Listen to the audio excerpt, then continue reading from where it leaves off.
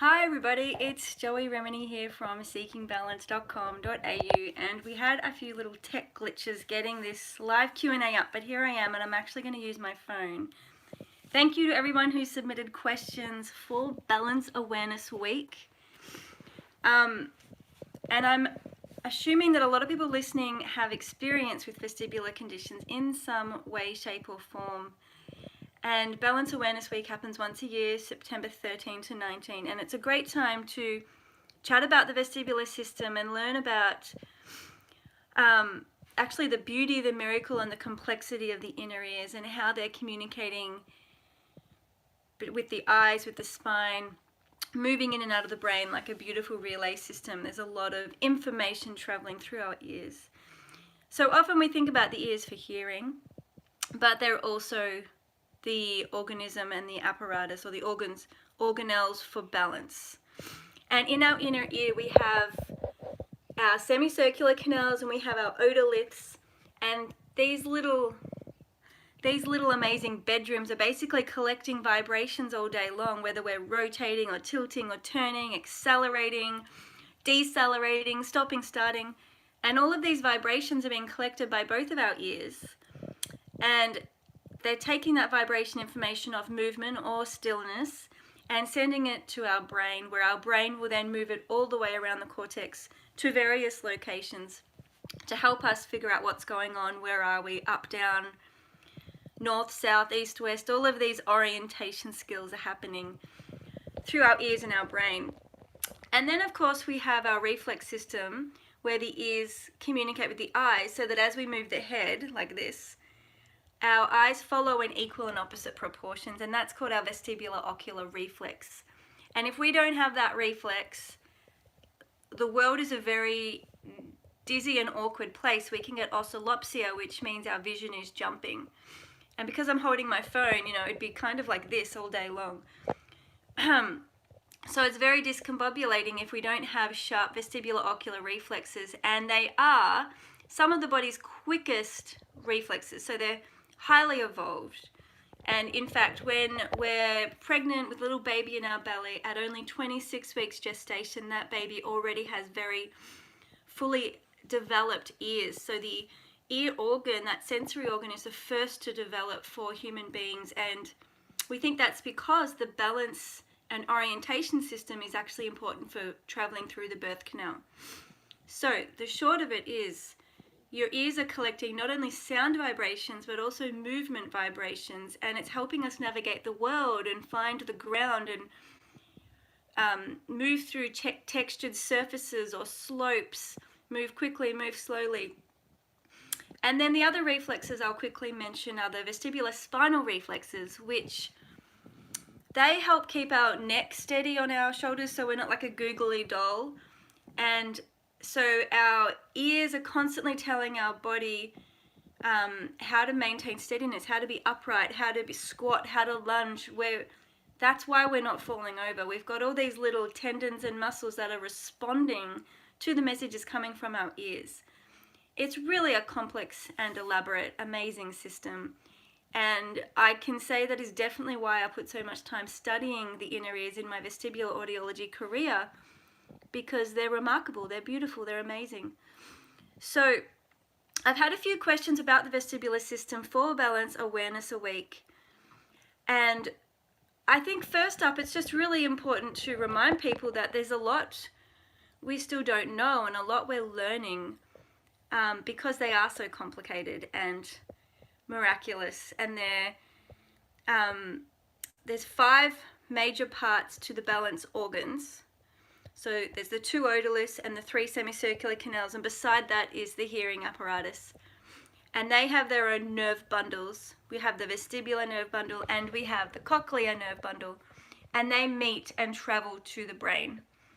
And we actually only need one ear for hearing and one ear for balance. So it's almost like Mother Nature gave us this incredible redundancy, where we can fully damage one ear and we can still be okay. So I'm just going to, someone said, can you steady the camera? And I'll see how I go, because I'm actually holding it. And I want to be able to read all of your questions, so let's have a look.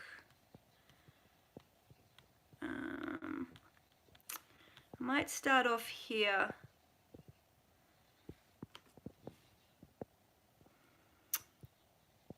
So someone's asked a question. So when we're using neuroplasticity for healing, it's about teaching the ears and the brain how to adapt to new messages and create new normal. Even if there's been changes and permanent damage, we can recreate a new normal, which is what we have to do if there's been damage, but also if there's been error messages locked in a neural circuit.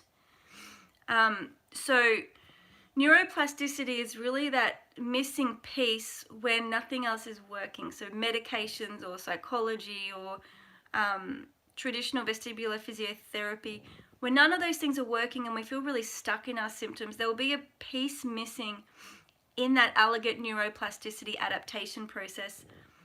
And it's an integrated process, physical, mental, emotional, spiritual, which is why just targeting one piece sometimes isn't enough. And if it is just purely a physical issue, then physical therapy is likely to help and work. And we'll often see that benefit within 6 weeks. We'll return back to normal quite beautifully. So someone has said to me, how do I know the difference between being brave and courageous when I'm feeling a not quite right sensation? And how do I know the difference between that and pushing through? And so effectively, when we ignore our not quite right sensations and symptoms, whether it's the tinnitus sounds or the dizziness feelings, we're kind of teaching the brain, I don't like this, I don't want this, and we avoid, distract, deny. And the brain categorizes it as a problem, as a threat, as something we don't like. And that, I mean, it's kind of a complicated one to answer, but the moral of the story is if we're teaching the brain it's not good and we don't like it, then the brain treats it basically in the same way as it would a saber-toothed tiger or a violent situation, etc. And it keeps it locked in this high priority, high threat, high alert scenario. So that's where pushing through kind of keeps us stuck, because at some level subconsciously the brain's getting the message, I really don't like this feeling, I don't want it, one day I'm going to get rid of it, or something's going to get rid of it, or someone's going to get rid of it, I hate it, so I'm just going to try and numb it, medicate it, distract it, destroy it, deny it, etc. And in essence, it keeps it in a high priority, high allocation space.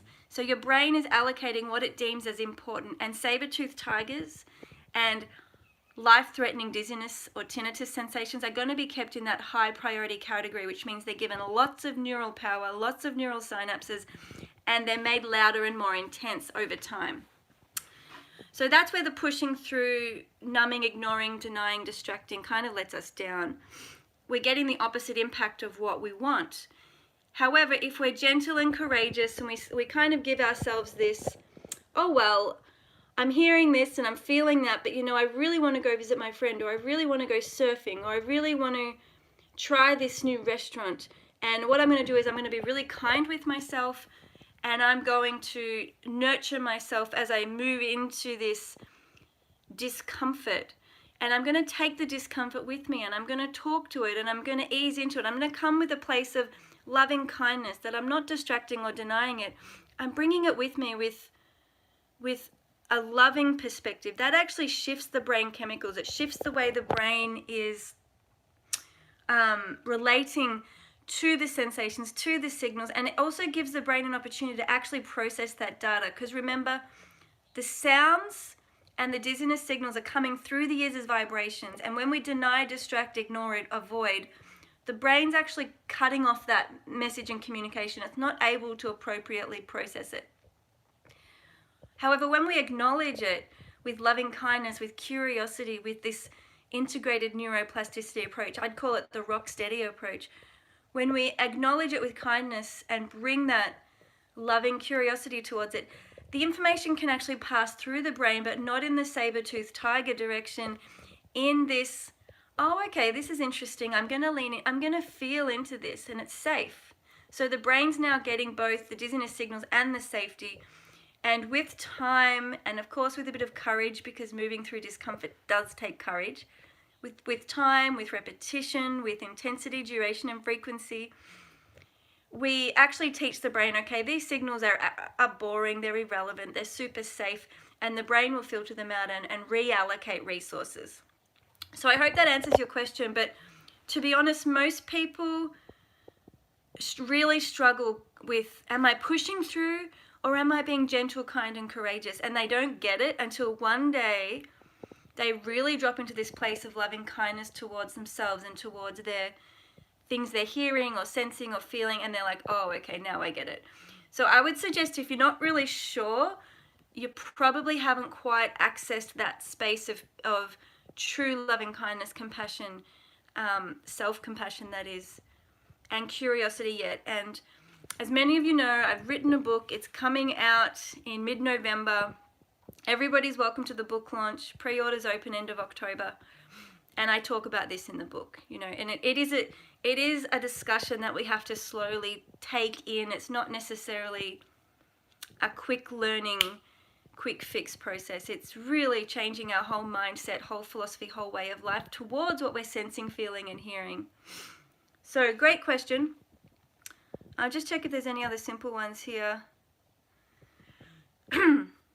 So somebody else said, can I ask, are we practicing neuroplasticity every time we simply acknowledge the symptoms rather than freaking out and being scared? And my answer is, that is a type of neuroplasticity, but there's many, many, many more examples. So anytime we choose to respond in real time to what we're feeling and we acknowledge it without ignoring it, numbing it, denying it, all of those things, distracting, when we acknowledge what we're feeling, give it the support it needs, physically, mentally, emotionally, and spiritually. And that's a self-study journey because everybody does that differently. How do I notice what I'm feeling? Give myself what I need. Wait until it passes and eases. And then say, hey, what do I want to feel? Where am I going? What sort of person do I want to be in this moment? And then I make those steps towards being that Joey, being that version of me. That enables me to go from A, what I'm feeling and what I need to soothe and support, to B, moving through toward the person I want to be and supporting myself in that way. And when we repeat that in many different ways throughout the day, we actually begin to automate a new normal. So we're no longer locked and stuck in this helpless, hopeless, powerless, I can't tolerate this, I can barely cope space. We actually shift into, okay, no matter what I feel, I have a toolkit, I know what to do. I can soothe it, I can be with it, I can let my brain deal with it and work through it, and then I can actually also be the person I want to be because I've done work on that, and I know that. I know what I want to feel. I know who I want to be. I know the kind of life I want to live. And the reason that's important is because when we have chronic symptoms, and I can relate to this myself when I was really, really unwell, we forget how to have joy. We forget who we want to be. We forget we're even worthy of joy and pleasure. And we kind of have to rediscover, well, who am I? Where am I going? What do I want to be? What neural pathways am I building? Because remember, neuroplasticity is not something we can delete. We can't delete anxiety, delete dizziness, delete tinnitus, delete. That is not how it works at all. We can only build what we want to feel. And by building what we want to feel, by default, the pathways that are no longer being prioritized or focused on, they diminish. They don't delete. They actually just become weaker. So we're strengthening what we want and not putting emphasis on what we don't want. And again, the emphasis comes back to that emotional loading. So if we hate what we're feeling, we're actually giving it a lot of emotional loading, which gives it a lot of neural synaptic allocation, so you get more of it.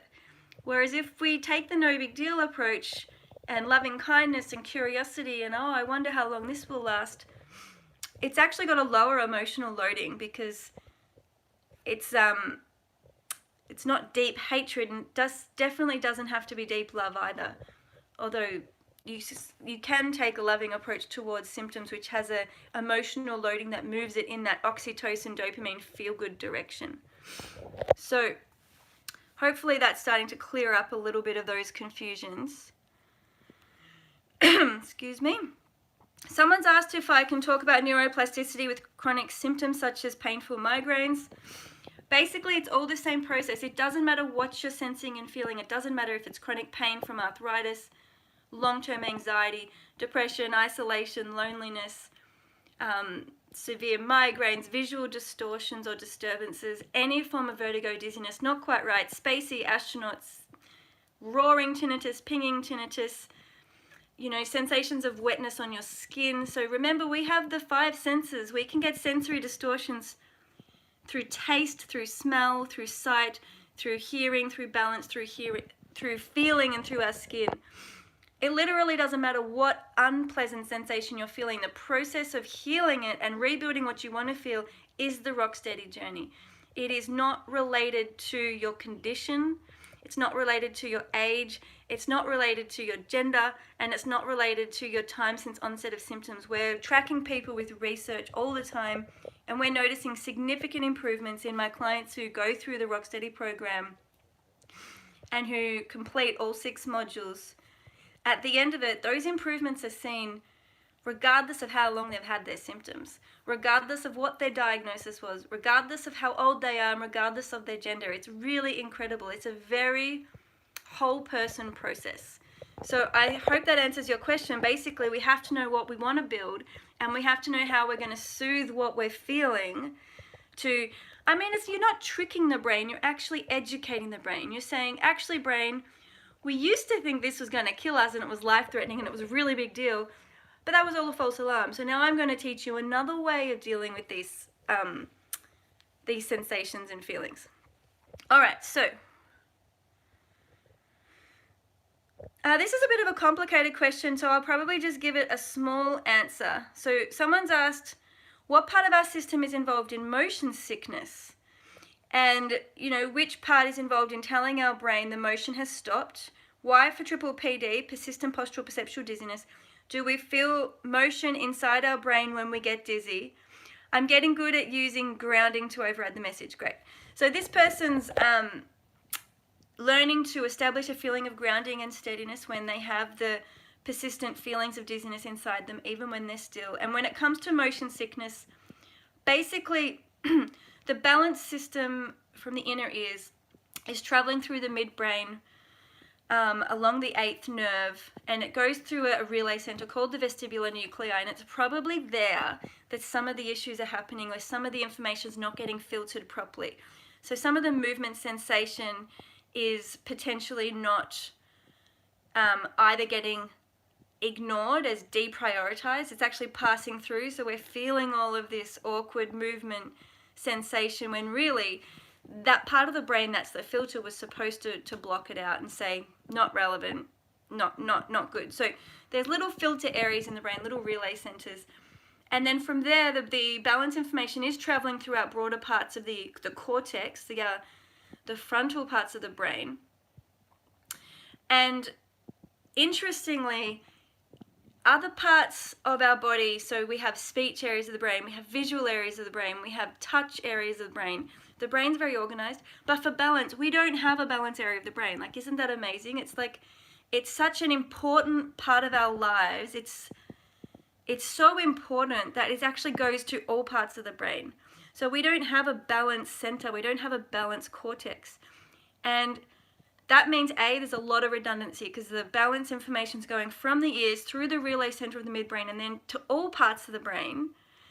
But what that also means is there's room for error. So there's a lot of traffic happening. There's a lot of movement from the ear through the midbrain to the cortical part of the brain. And we think that's part of the issue with PPPD is it's not like we're dealing with just one balance center. We're dealing with balance information moving around large various areas of the brain.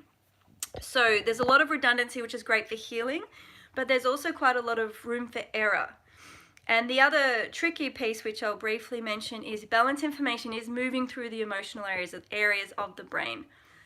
So when we're feeling not quite right about something emotionally and we're beginning to freak out or worry or be apprehensive or question, am I safe, what's going on, that can also impact where that balance information travels. So a lot of the emotional soothing and regulation can be absolutely essential for re-establishing true, steady, grounding, balance pathways. And all of that is covered quite in detail in the ROCKSTEADY program. I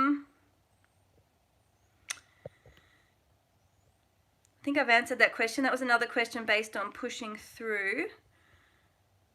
Someone else has just asked, is it possible to get any benefit or see improvement out of the ROCKSTEADY neuroplasticity process while on vestibular suppressants? And my answer would be, vestibular suppressant medication is used to numb vestibular information, which means the information from the ears is not really traveling to the brain, because doctors will give vestibular suppressants if they believe that the information from the ears is not helpful.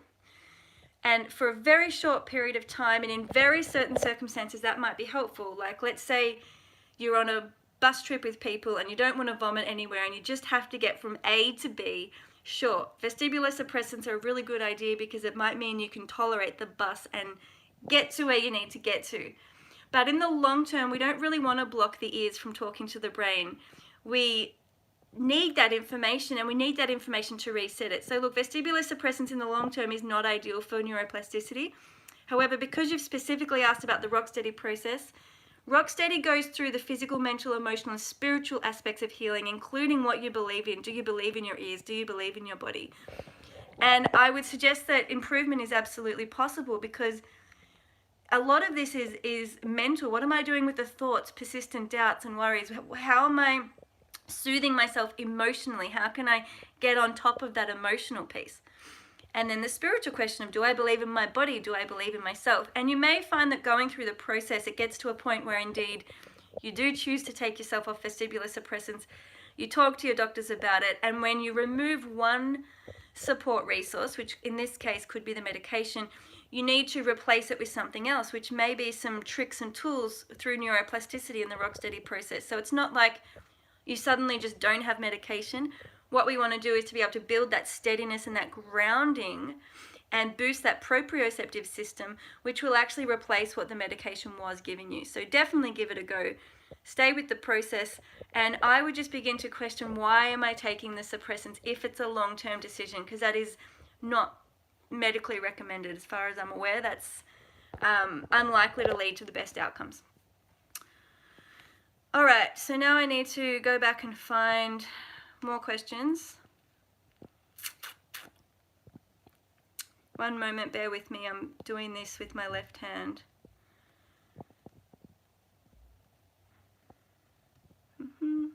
Here we are.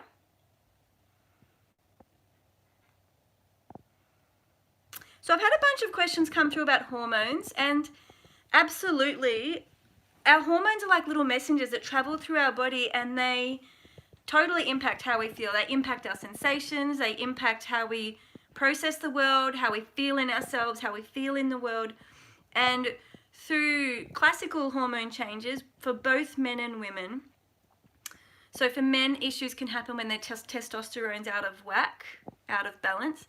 And for women, through menstruation, through pregnancy, birthing, postnatally, and through menopause, we can definitely see spikes in sensory disturbance.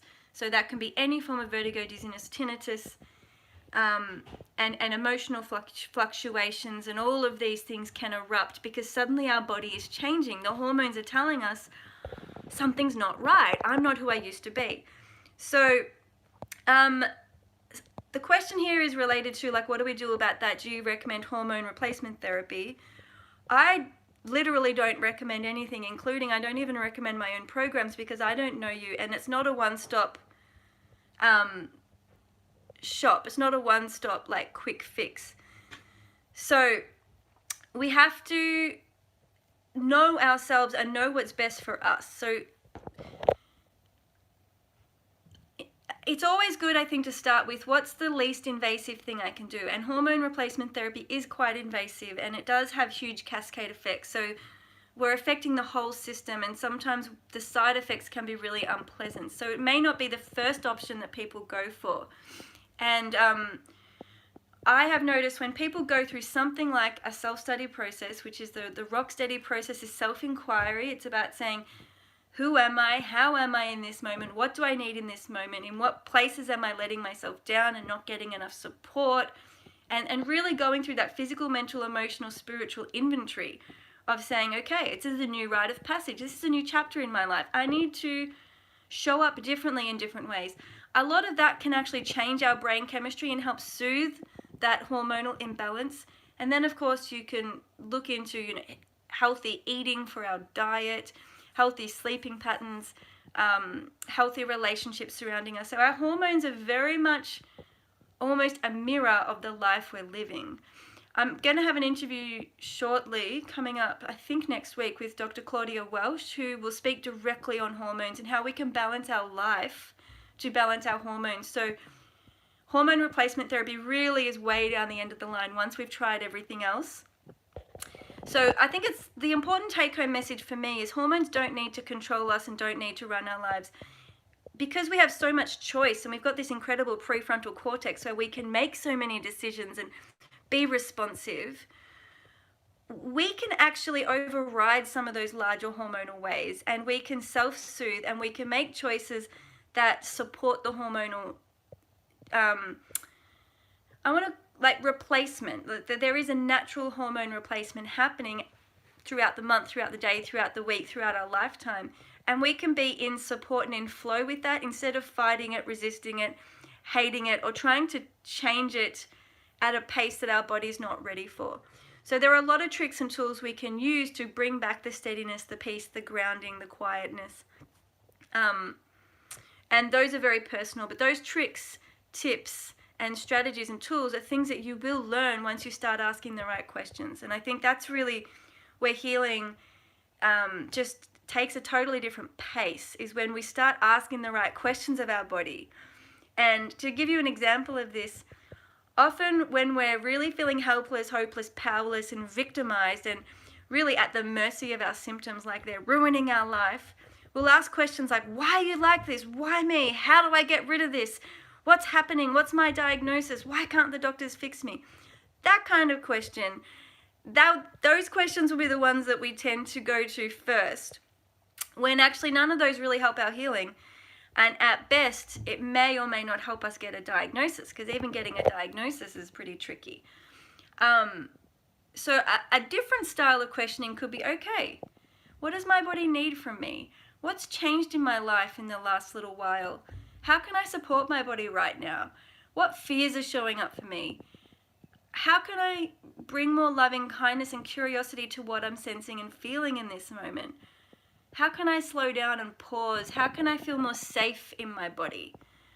What am I learning through this? What insights are coming to me in my humanness, in my wholeness, as I feel through this? So notice how those questions are going to lead to very different answers. And that's the self-inquiry, taking the self-kindness and loving-kindness approach of, what if my body is perfectly talking to me right now and I need to stop and listen? Instead of, my body is wrong, I shouldn't feel this way, and so I'm just going to get rid of it. And moving into a very rigid elimination mindset is likely to lead to very different and difficult outcomes. Okay, so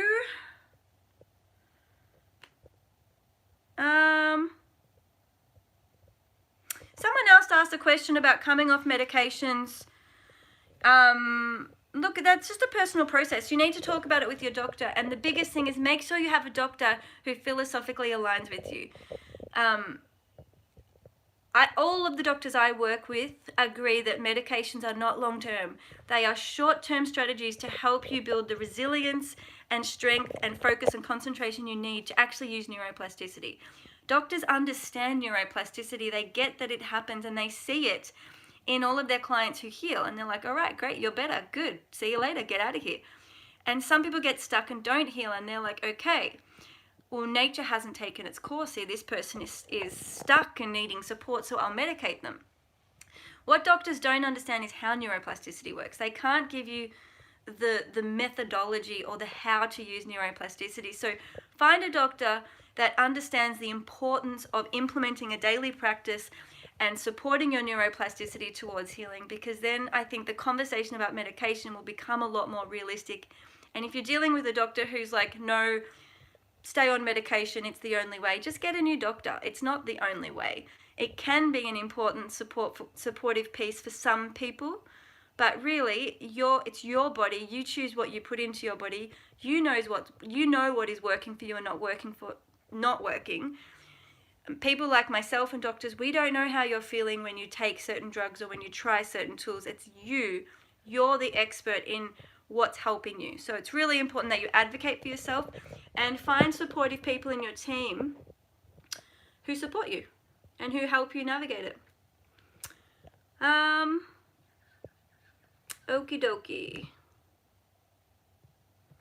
Just opening up more questions. Somebody said, I'm having a hard time feeling my body through, oops, lost it. Feeling my body through the body scan.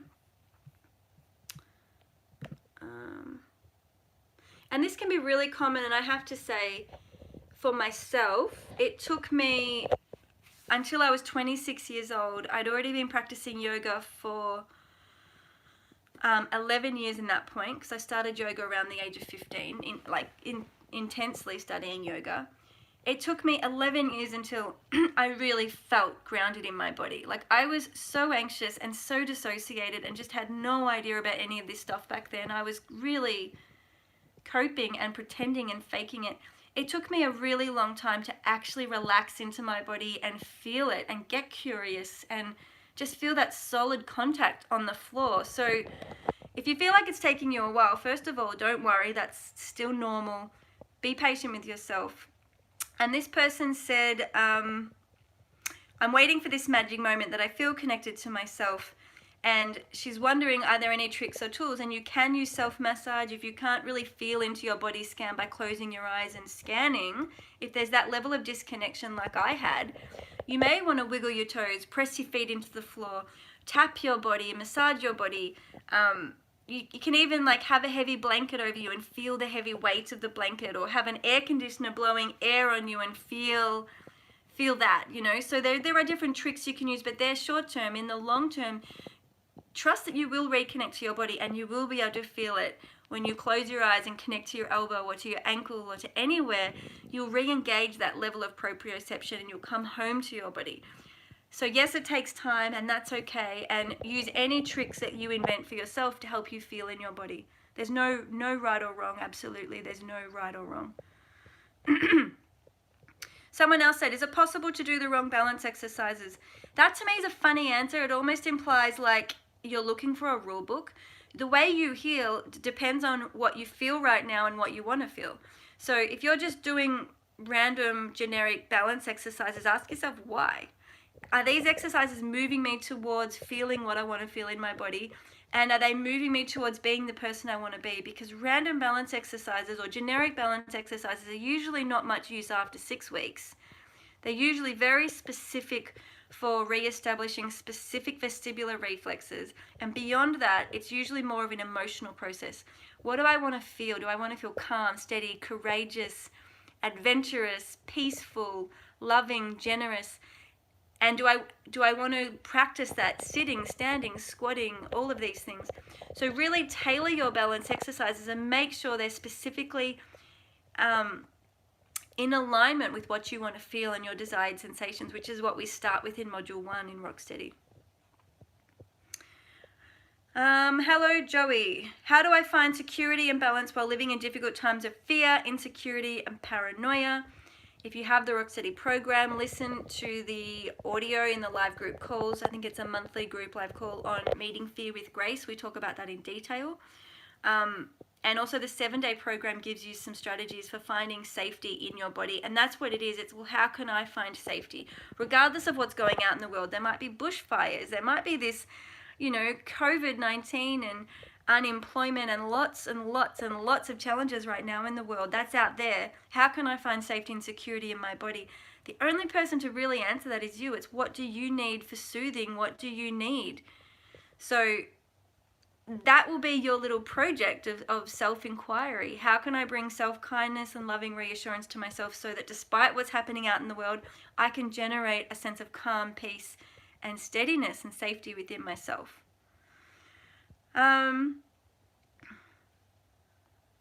Someone else asked a question about setbacks. So some people get great results, they use neuroplasticity, they absolutely heal back to normal. It's very common actually when people, I'm getting it all the time, people having absolutely incredible recoveries and they're so excited, and my response is like, well, of course you recovered. Why wouldn't you recover? That's exactly what we expect. And then life happens, COVID happens, fires happen, You know, family members get sick and we can have setbacks. And sometimes we don't know why we're having a setback. It can be completely random out of nowhere, and we have to go back to our toolkit. So again, I think this person has the ROCKSTEADY program. Go back to module 5. Look at those plans you've developed for yourself. We need to know how we're going to support ourselves through absolutely clear thinking, steady, strong, normal days. We need to make sure we don't treat ourselves like a sick person when actually we're really well, we're really healthy, and we have to own that and step into that like a new archetype. And what do we do on medium days when we're feeling a bit iffy, a bit not quite right? And what do we do on truly difficult days when we are bedridden? We cannot feed ourselves. Where is our support team? What is our plan B? So again, investigate, self-inquiry. Setbacks are normal. I talk about this in my book. I have an entire chapter on it. And learning to live in uncertainty and the roller coaster of life is really the art of living. And I think if people just want to feel steady state all the time, you're not living. Like, life is a roller coaster. We're going to have difficult moments. We're going to have difficult days. So, yeah, I think learning to accept the nature of change and the certainty of change is a really big part about knowing ourselves, and therefore feeling resourced and going, well, you know what? If I have a beautiful day full of ecstasy and freedom and strength, I'm going to say yes to that. I'm not going to be like, well, what if my symptoms come back? And what if this? And what if that? And no, that can't possibly be happening, because that's sabotaging ourselves from showing up to actually feeling all of that beautiful neural abundance of having a really beautiful, easy day. And at the same time, how can I be resourced when I have a setback or for a day or a few days or a week? How can I support myself and nurture myself and slow down and know that it's not forever, and that my brain can adapt and will adapt, and I'm not to blame. I haven't done anything wrong. These things happen. So I think, like I say, if you're in the ROCKSTEADY program, go back to module 5 where we touch upon that. My question is about diet. Just so you know, people in the chat box on YouTube, I'm totally not reading them because I can't. I'm using the questions submitted from members in the YouTube group. But thank you for being engaged and chatting. I just can't do both.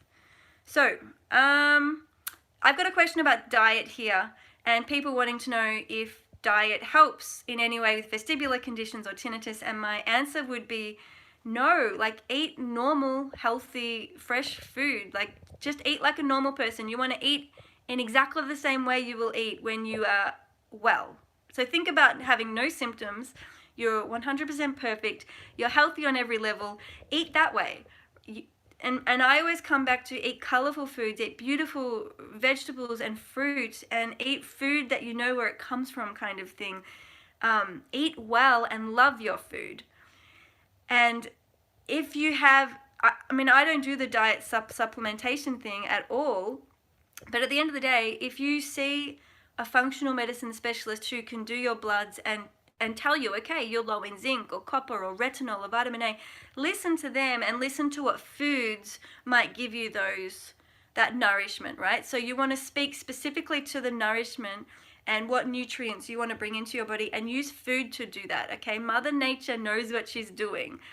But none of that is really for your dizziness, your vertigo, or your tinnitus, okay? So food is very unlikely to be the answer, but yes, of course, you need to nourish yourself and you need to eat well. If you stop eating or you're eating total junk all the time, your body is likely to get imbalanced. So think about yourself as a whole person. Don't do things for your dizziness or tinnitus. Do things for you as a healthy, beautiful, whole person, and treat yourself that way. So I hope that's answered your question, but no, I don't recommend diets or supplements at all for vertigo or tinnitus. I recommend nourishing yourself well as a person. Someone else has a question about sitting and feeling in the not quite right depression, anxiety, dizziness moments. And their question is, how do I not focus on them if they are overwhelming? And like I mentioned earlier in this talk, it's not about ignoring, distracting, denying at all, right? If I'm going through a not quite right, depressed, anxious, dizzy moment, I lean into that. I support it. I feel it. I let my brain take that data and feel it and appropriately categorize it. So I'm not trying to get rid of it. Even if I'm overwhelmed by it, I hold myself and I say, Joey, it's okay. You're overwhelmed right now. It's all right that you feel this. Stay with it. feel your feet, you're safe. Make sure you're safe. And if I'm not safe, I might go and do what I need to be safe. And I'm allowing my brain to have that time to move through the overwhelm, to move through the anxiety, to self-soothe, to self-regulate. And before I know it, I'm back to normal. So it's not about not focusing on it. It's about not fighting it, not fearing it, not resisting it, not being in conflict. What you're feeling is real and you're allowed to feel it. And it's the only way to teach the brain that is to stay with it and actually feel it. Hope that helps.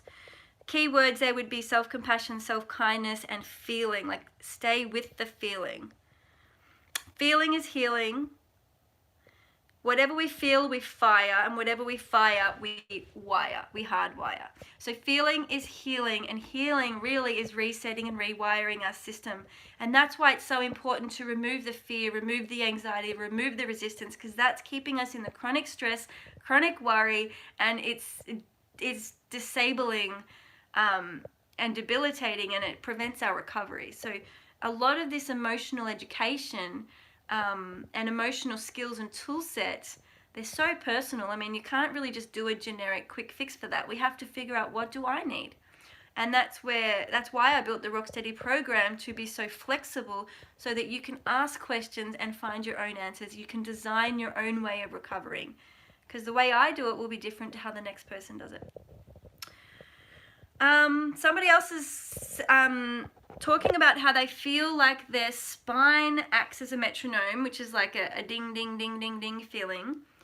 And that's actually not that uncommon, that I've had people say, I feel the dizziness in my spine. I feel it like right down in my tailbone and my sacrum. I feel my dizziness is like not just in my head, but in my body. And then, well, this person's going on to say, I can feel trapped in my body, trapped in the sensations 24 hours a day, also with tinnitus sounds. And the person is saying, how can it be fixed? Which part of the inner ear is responsible for this? And I think it's really important to stop looking at ourselves as abnormal or broken or needing fixing. Like, what if these sensations are perfectly normal and the body actually has a very deep, profound message for us? What if I'm feeling dizzy in my body because in some area of my life I'm completely out of alignment? I'm not in service. I'm not following my heart. I'm pushing myself perhaps in ways. What if these sensations are actually a message from my soul, and it's important I don't ignore them? And what if they're coming from a very healthy system? And like a lot of the people who come and work with me say, they have medical clearance. There is no medical danger. They're not dying. They're feeling these things, but there's no clear physical reason for it. That's when I say go into the mental, emotional, spiritual aspects of why would your body be giving you this signal? Your body's intelligent. Your body knows what it's doing. It's giving you that signal so you feel it. It wants you to feel dizzy in your spine. It wants you to feel that dizzy, clogged up noisiness in your head. It's like saying, hey, Joey, listen to me. I've got something to tell you. And the healing won't happen until I really pause and say, okay, well, how am I treating my body? How am I treating myself? And is that working for me? Am I telling myself I'm abnormal when actually I'm perfectly normal? And these things I'm feeling are very important signals that I need to decode. And as long as it takes, it takes. And this is the self-study, self-inquiry process. So I'm going to end that question there.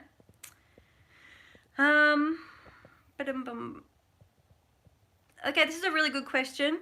Emily's asked, what's your advice for someone who has a hard time believing they'll ever recover? How do you shift the mindset from feeling hopeless to feeling hopeful? Sorry, hopeless to hopeful, and really believing it? It's a great question, and I kind of feel like education would be the answer. Like, learn how amazing your brain is, learn how robust and abundant and adaptable your body is, and learn how possible it is to heal. I collect recovery case studies literally for this reason. I don't think it's a quick thing. I think you could have some blockages to that belief system, and so it'll be a very personal process as to how you unblock that. But I think listen to the positive recovery stories, know that you're worthy, know that your body can adapt and wants to adapt. Your body actually wants to heal, and it's about, well, how do I get my body, mind, and my soul, or my spirit, my heart, how do I get them all on the one team, working in the one direction so we can get the most impactful outcome? Because if our mind is psyching us out and saying, no way, other people can heal, but you can't. And the body's like, I'm dying here. No one's supporting me. I'm just like feeling trashed and used and abused. And then the spirit and the heart's like, hello, is anybody listening to me? No one seems to be heeding my messages. If there's this disconnection between your heart, your soul, your mind, and your body, healing becomes really stuck and really stagnant. So I hope that answer helps, but stick with it. And I would say start where you can. Listen to the recovery case studies. Listen to the challenges other people move through. And educate yourself about how incredible your ears, your brain, your body are, because yes, they want to heal. They're on your team. And often it's that mental, emotional, spiritual piece that is highly neglected in the healing process. I notice people overdo medications, diets, physical exercises, postures. All of those things get overemphasized, and the mental, emotional, spiritual just can be overlooked. Would you have any tips on wearing multifocal lenses? And no, I think whatever makes you feel like the person you want to be, do that. There's no rules. And I don't recommend anything to anybody because I don't know you. So if using certain multifocal glasses helps you feel the way you want to feel, if you go back to your module 1, desired sensations, you know what you want to feel. If those glasses enable you to do that, then perfect. If they don't and they make you feel more sick and more queasy and uneasy, then don't use them. All right, I'm unclear on what is considered medical clearance. Medical clearance is when a medical doctor has told you that they cannot find any reason for you to require medical intervention. So there's no obvious stroke, there's no heart attack, there's nothing sinister that makes them feel that you're dying or you require immediate surgery. Medical clearance is what doctors are absolutely phenomenal at. I mean, they do not pass their medical exams and become a doctor if they cannot give medical clearance. They have to know when a person has their vitals working well. So you're breathing, you've got your heartbeat, you've got your circulation, all of these things. Medical clearance is the absolute bare bones. And medical clearance does not mean you have a clear diagnosis. So a doctor can say, right, you are safe, you are not dying, I feel really confident about your body working well enough. We don't know why you're feeling dizzy or hearing tinnitus or anxious or depressed, but from a physical workup, through bloods, through scans, we can tell that your body's working good enough. And from that place, even though you may not know the exact diagnosis, you can still start healing, and you can still start looking at the mental, emotional, and spiritual aspects of your neuroplasticity and healing journey. So medical clearance does not, and I cover this in my book. I have a whole chapter on that, so that hopefully will help clear it up even more for you. Someone else said, when you say to do 15 minutes a day, do you mean physical exercises or to do the audios? 15 minutes a day means you're practicing feeling what you want to feel. So I wouldn't overdo the physical exercises, although coming back to the body is essential. I would say, okay, let's say I want to feel calm and at peace. I'm going to choose various skills and tools or exercises or audios or written exercises that help me feel calm and peace in my body today. I'm going to make sure I'm feeling at calm and at peace for at least 15 minutes a day. And that might be 15 times 1 minute. It might be 1 times 15 minutes. It might be 3 times 5 minutes or 5 times 3 minutes. But it's just saying for at least 15 minutes a day, my neurons in my brain and my body are getting the message of calm and peace, and they're releasing that brain chemistry. They're giving that neurotransmitter cocktail so that we get practice at it. And the more we practice it and feel it, the more accessible it becomes. If you are just doing random 15-minute exercises and you have no idea what you're feeling, you have no idea what you want to feel, and you're just going through the motions, you are not doing neuroplasticity. I just want to make that clear. It's not about doing 15 minutes of random stab in the dark exercises just because someone told you to or because you Googled it. It's not generic. It's about extremely specific, tailored exercises that help you generate and cultivate the feelings you want to feel so that your brain chemistry changes. Neuroplasticity is about changing your brain, and you only change your brain if you feel it. If you're not feeling it, it's not happening. And no one else can tell you how to do it. You have to figure that one out for yourself. So, I'd like to learn more about visual disturbances and how they relate to PPPD. I thought there was something going on with my eyes, but the optometrist reassured me that my brain is interpreting messages correctly. For example, sometimes stationary objects appear to be moving as well as complex patterns. First of all, this is extremely common. I even get this. I have had a history of vestibular migraine, and visual disturbances was a really big deal for me, and the complex patterns, and sometimes, you know, just busy moving places, crowds, computer screens, all of that. What we need to do is the same with any other difficult feeling or sensations. We have to renormalize it, and we have to teach the brain that it's safe. So basically, it's part of the brain that is having a little traffic jam. It's an error signal. It's reversible. So rather than do boring eye exercises that you don't like doing, I'd probably suggest something like, I've had clients who go to the beach, they sit on the sand and they watch the waves, and it's something that they find enjoyment in, but it also helps their brain retrain a trigger. So it's about being gentle and courageous and kind, and I think retrain those visual disturbances by leaning into what you want, rather than just going through generic optokinetc exercises that perhaps don't bring you joy.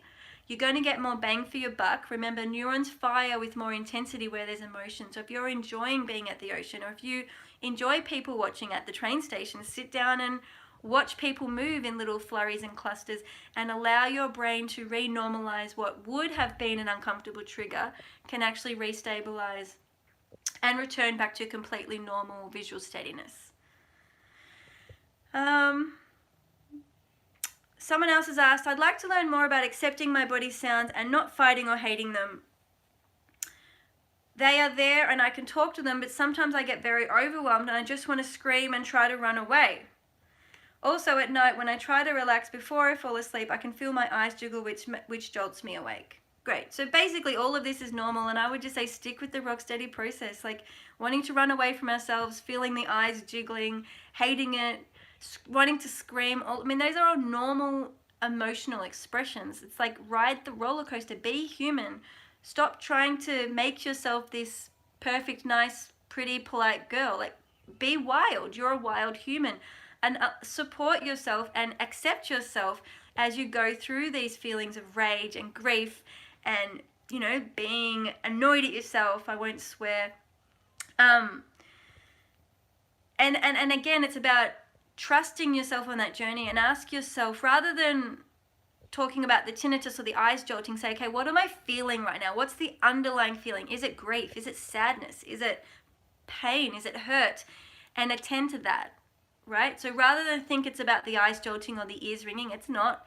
It'll be about the deeper underlying message and story and the feeling of fear that it's actually triggering. Go straight there. Go deeper. So remember, the mental, emotional, spiritual, not the physical. Hi Joey, your guidance has been life-changing and I've stopped feeling fearful of my not quite right sensations. My question is, when I do notice the not quite right sensations, what would you suggest doing? Thinking, changing. How would you suggest responding in order to begin filtering these sensations, feeling noises out? I can reconcile that nothing bad is going to happen when I notice them, but if I do notice them in a meeting or around friends or something, what would your advice be? My advice would be, trust your body. Experiment, trial and error. Ask your body, what do you need in those moments? Go through the ROCKSTEADY process. It's not about me telling you how to heal, because that just means spiritually you're locked in, I can't do this myself. I need Joey to do it for me. And that's actually kind of inhibiting your healing. It's about going through the process, asking yourself the questions, and try it out. When you're with your friends, when you're in the meeting, try out your tricks and tools. Use any of there's heaps of examples in the bonus audio section, in the pep talks, obviously in all of the exercises in modules, in all of the modules. Just pick and choose, find the reassurance and self-soothing and the proprioception, whatever works for you. And when you have a win, like when you notice not quite right sensations and you actually soothe them and they disappear, celebrate that. Give yourself a win. Celebration's a really important part of teaching your brain, yes, we want to do that again. That's great. So it really is a personal process. So stay with it. Stay with it. My dizziness worsens every time I eat fruit. And do you have any idea if chronic sinusitis could contribute to dizziness signals? The fruit, I have no idea, so absolutely no idea. I've never heard of fruit causing dizziness or tinnitus. That's in my life experience. And chronic sinusitis, yes, chronic sinus issues can lead to some mild dizziness and tinnitus, but remember the inner ears are very protected. They're deep in the skull, they're protected by brain, they're not that close to the sinuses, so it would be a very mild interaction. It would not be the full story. Another question, can a body get stuck in a pattern? My answer is yes. That is what habits are all about. We get stuck. Some habits are great, some habits are not so great. So my sound sensations end up every other day like clockwork. I'm at a loss on why this is. I don't feel I do anything different from day to day, and I don't know how to get out of the pattern for the better. I would just say, read my book, follow the ROCKSTEADY process. Yes, you can change your patterns, absolutely, and I would be starting to ask different questions. And if you're not changing what you're doing day to day, that would make sense why your pattern's not changing either. So start mixing it up. Start treating yourself differently. Start listening. Start tuning in. Start playing with your sensations and figuring out a different way of feeling through it.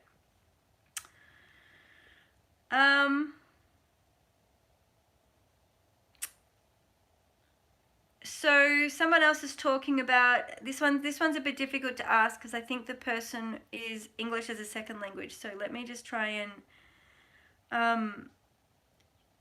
So it's hard to walk in nature with the dizziness.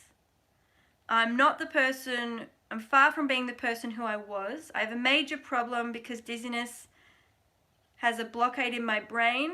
My surroundings are swimming. How do I cope with this? I've been prescribed antidepressants. They're not working yet. I've tried everything. I'm doing one thing at a time. I'm slowing down. I'm listening to myself. How to make myself believe that there is nothing wrong with me as I am totally rational, but the steadiness. I would say, if you haven't already, go to my free resources and learn about PPPD and help to get that education around your brain. Definitely read my book when my book's out because I think that will help ease that rational part of your brain as well. This kind of scenario of feeling deeply stuck and not trusting is not really one I can answer in a forum like this because I don't know you, but it is going to come down to you have to know yourself, you have to know how to reassure yourself, and it could be that getting the education about the power of the brain, the miracle of the inner ears, the impeccable nature of our vestibular reflexes, learn about this. And as you learn about it, and then learn how they interact with the emotional system, because the emotional system can completely debilitate our vestibular system. They're connected. And so if we're not on top of this worry and stress and doubt and hypervigilance, it can knock around our vestibular reflexes. So I hope that helps you. Definitely read my book when it comes out because I think that will offer you a lot of reassurance and tricks and tools. There's strategies, there's home practice ideas, so that will be a great place to support you. And then of course the ROCKSTEADY program is far more comprehensive. Hi Joey, I want to ask a question. How do you help someone who feels they've given up and has small hope for them recovering, especially if it's been taking them quite some time? Do you need to be spiritual to heal? How can we trust things such as divine timing when many things in the world, such as war, can't be explained by such concepts? If we disagree with this, can we still heal?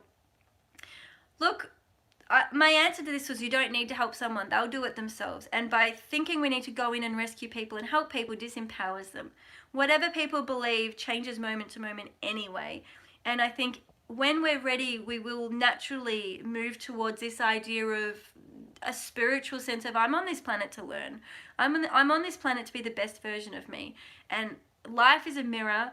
What I feel on the inside, I often see on the outside. So what's happening on the outside will reflect what's going on in my inner world. And there's so many opportunities to grow and to learn and to be humble. And no, life is not all about being happy and rainbows and unicorns. Life is about feeling. And life is about feeling the richness of tapestry, everything. Life is about moving through grief and sadness and pains and loneliness because that actually helps us really connect with our joy and our connection and our community. If we don't have that contrast, life is flat.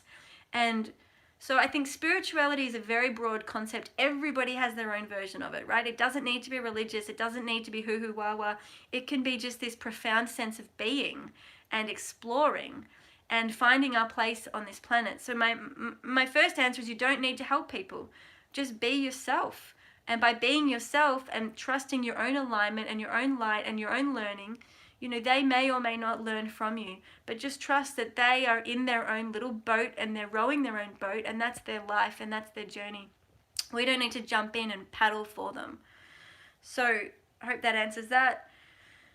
Joey, what you're doing is great. I have a question. What's the difference between neuroplasticity and positive cognitive restructuring? Neuroplasticity is much more about the physical, mental, emotional, spiritual interaction. So how our neurons are firing messages that relate to our beliefs, which is the spiritual piece, our emotions and our thoughts and our sensory feelings in our body. It's the full integrated package.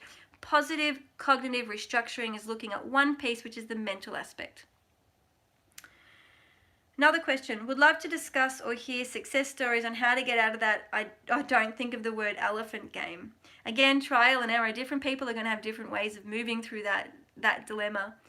And I've had quite a few people with obsessive compulsive disorder, OCD, and I say to them, use that. That's a strength. If you use obsessive compulsive tendencies to focus on what you want to feel all the time and become obsessed with it, you'll have a great neuroplasticity outcome. So it's when we focus on what we don't want that we get stuck, and life is very complicated and unpleasant. But when we focus on what we do want and we use that mental obsession to focus on being calm all the time, you'll just end up firing a lot of calm neurons because you're studying it like a PhD and you're getting really good at generating it and cultivating that brain chemistry for yourself. So I would just say play with it. You also mentioned in that same question about there's a scared little boy in me who's what-ifing. My inner child is like freaking out and it's exhausting me. What do I do? And I would say talk to him. Talk to the exhausted little boy. He has your answers. Reassure him. Listen to him. All right. Another question. I seem to have visual sensitivity and disturbances with PPPD. That's normal. They go hand in hand. It's because the information from the ears to the eyes and the brain is all getting washing machine mixed up, and there's error messages and traffic jams. My eyes shake from side to side. I feel the inside of my brain shake as well. And then it goes back to normal. My tinnitus comes and goes. I feel pressure from one side to the other. And then I feel scared to do the neck stretches. Is there a correlation with visual stuff and PPPD? Absolutely. It's not about what you don't want to feel, right? And if you focus on, I don't want the visual disturbance, I don't want my neck issues, I don't want the pressure, I don't want the visual disturbances, the tinnitus, the dizziness, that you get more of it. Whatever you focus on, your brain allocates more resource to. Focus on what you want to feel. And the releasing neck tension and the shoulder shrugs, the releasing neck tension with curiosity is such a powerful exercise, and so many people are too afraid to do it. And I think I even say in the program, this is one of the most powerful exercises because it's such an act of mindfulness, self-care, self-compassion, patience. We've got to slow down. And we live such a fast-paced life that slowing down to explore the range of motion in our neck from a place of loving curiosity can feel boring and too easy, or some people find they don't like being in their body and noticing what happens when their ears fire those signals on those rotations. But we have to lean in and say, what do I want to feel? I want to feel at home in my body. Okay, well, if I want to feel at home in my body, I need to be able to move my head in all directions and normalize that. So stay with what you want to feel. If you want to feel ease, grace, calm, confidence, steadiness, practice feeling that in all of those various neck positions, just because you brought that up, and breathe through it. Stay there a bit longer than you want to, and give yourself loving reassurance and kindness as you lean in. All right, any comments about the unpredictability of balance symptoms would be great. Fluctuations can be experienced over days and weeks. Okay, so with things like vestibular migraine and in particular Meniere's, we get actual biological, physical changes to the ears, which means we can have a good 20 minutes or an hour of feeling uncontrollable symptoms. And these are physical, and we can't stop them by meditating. We have to literally sit through them. And I often use the analogy of a big thunderstorm coming. You know, we can't stop the storm, but we can get shelter, we can wear a rain jacket, we can have nice warm fuzzy socks, we can bring comfort to the storm. So it's important we don't ignore it, it's important we don't push through it, it's important we don't distract it, it's important we stop And in those moments of true difficulty, we want to make sure we're reassured and we bring loving kindness to ourselves, because otherwise we feel abandoned, we feel rejected, the emotional system starts to get involved, and a difficult 20 minutes, or at worst, a difficult 2 hours, they're usually 20 minutes or less. But the physical symptoms can extend into a week of feeling bad, a month of feeling bad, a year of feeling bad, if we don't really get in and address the full support needs of the body beyond the physical. So yes, it can be physical for 20 minutes, but if we're feeling worse beyond that, it's probably more that we haven't had the mental, emotional, spiritual reassurance we needed to really get through that with ease and grace. And the ROCKSTEADY program gives you all the tools for that. Another question about hormones, we've covered that. Someone else says, what physical exercises? Just want to know, the physical exercises, can I do them longer than the time you've recommended? Yeah, you want to feel what you want to feel for as long as you can, with intensity, frequency, and duration. So if you want to feel steady and you do your 20 or 30 breaths and you want to keep going, keep going. There's no rules, you just play with it. We want it to be accessible. We want these exercises to become a way of life where they're flowing in and out of your normal choices and decisions. Joey, I'm really looking forward to reading your book. Is it common for people to feel a lot more sensations when they're unwell, for example, with the flu, and why is this? And yes, the answer is definitely yes. It's super common, and the reason is it's just adding more stress to your system. So your biological functions are having to not only address potentially error messages coming from the vestibular system, but they're also having to manage a cold or a flu. So because there's extra resource needed, it just means that we're more tired and more error messages and mistakes happen. So rest, rest, rest. When your body's asking for rest, I think it's important that we give it rest. Hi Joey, super grateful for you and all of your incredible resources. I'm slowly working through them and learning so much. I've had constant not quite right sensations for 12 years, recently diagnosed with PPPD and vestibular migraine. I know diagnosis doesn't matter, but my doctor also said that since I've had symptoms for so long, I would not likely see a reduction in symptoms, ever, no matter what I try. I don't believe this is the case, but does the length of time with NQI have any effect on healing and recovery? Sorry, I'm back. So the question is basically, does length of symptoms impact potential for recovery? My doctors told me after 12 years I don't have any chance of recovery, and that is just simply not what we're seeing. In the research we're collecting, I'm seeing people with 30 years of symptoms literally return to normal once they go through the ROCKSTEADY process. And the reason for that is they have never had anyone teach them how to implement neuroplasticity.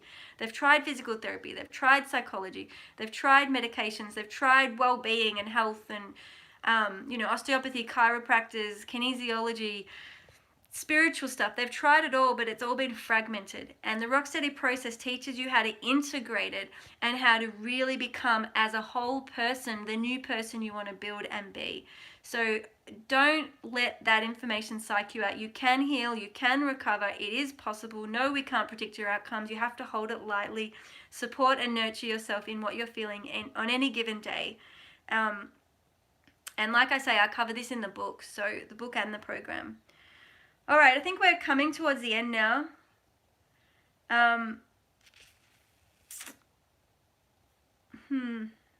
Yeah. I think I might leave it there. There's been just so many questions submitted. Thank you so much for submitting questions. I'm really sorry if I didn't get around to it. Thank you for dealing with the tech issues. I struggled to connect on my computer, so I had to use my phone, and then I was reading on the computer.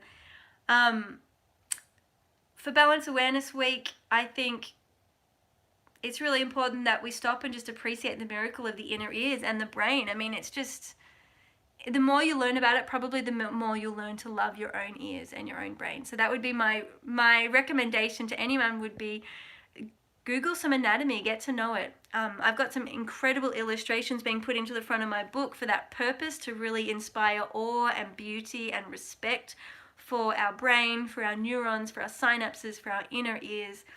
And yeah, so it's just, that would be my wish for everybody listening to this, is find a way to have awe and love for your biology and your anatomy, because it really is truly amazing. So, don't want that. I don't even know how I'm going to end this live, but I'll find a way to end it, and it's a little bye for now. Thanks, everybody.